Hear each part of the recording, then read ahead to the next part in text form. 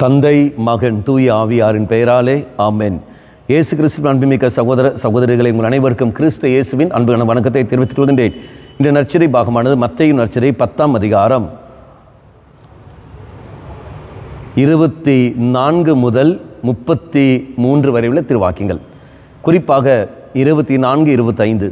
சீடர் குருவை விட பெரியவர் அல்லர், பணியாளரும் தம் தலைவரை விட பெரியவர் அல்லர். சீடர் தம் குருவைப் போல் ஆகட்டும், பணியாளர் தம் தலைவரைப் போல் ஆகட்டும், அதுவே போதும். வீட்டு தலைவரையே பெயல்செபூல் என அழைப்பவர்கள் வீட்டாரை பற்றி இன்னும் தரக்குறைவாக பேச மாட்டார்களா? நாம் பார்க்கிற இந்த உலக தலைவர்கள் எல்லாம் நீயும் நானும் தொண்டனாக இருக்க வேண்டும் தான் விரும்புவார்கள். எந்த ஒரு தலைவனும் இவன் தலைவன் போல் மாற வேண்டும், இவன் என்னை போல் வாழ வேண்டும் என்று யாரும் விரும்புவதில்லை.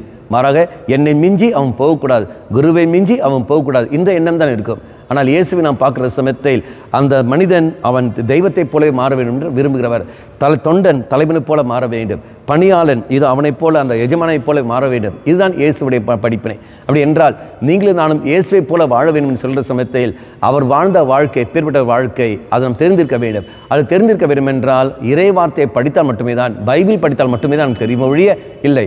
படித்தால் மட்டும் பத்தாது, அந்த அறிவு இருந்தால் மட்டும் பத்தாது, அது தெளிவு பெற வேண்டும். அவர் தெளிவு பெற வேண்டும் என்றால் அதை நடைமுறைக்கு நான் கொண்டு வர வேண்டும். அப்போ இயேசுவை பற்றின அறிவு நான் பெறுகிறேன் என்றால் அது என் வாழ்க்கையை நான் பிரதிபலிக்க வேண்டும். அது பிரதிபலிக்கிற இடம் எங்கே? முதலில் என் குடும்ப அங்கத்தினர்கள், என் குடும்பத்தில், அதன் பிறகு என்னுடைய பங்கில், அதன் பிறகு நான் வாழ்கிற சமூகத்தில் இதை இயேசுவை பிரதிபலிக்க நான் கடமைப்பட்டிருக்கின்றேன்.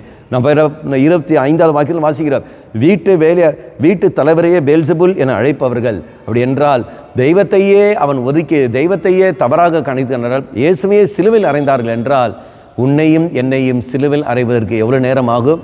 அன்பார்ந்தவர்களே, நீங்களும் நானும் சிலுவை மரணத்தை எதிர்கொள்ள தயாராக இருக்க வேண்டும். அவ்வாறு தயார்கொள்கிற சமயத்தில் நிச்சயமாக இயேசு அனுபவம் நாம் பெறுவோம். கண்களை மூடிக்கொள்வோம். நல்லவனாய தெய்வமே, சிலுவை மரணத்தை கண்டு பயப்படாமல் இருக்க சக்தியை தந்திரலும். சிலுவை எங்களுக்கு மீட்பின் அடையாளம் என்பதை உணர்ந்து அதுக்கேற்படி செயல்பட சக்தியை தந்திரலும். அம்மா மாதாவே, தெய்வ மாதாவே, எங்கள் மாதாவே, என் அன்னையே, விசேஷமாக எங்களுக்காக பரிந்து பேசும். ஆமென். தந்தை, மகன், தூய ஆவியாரின் பெயராலே ஆமென்.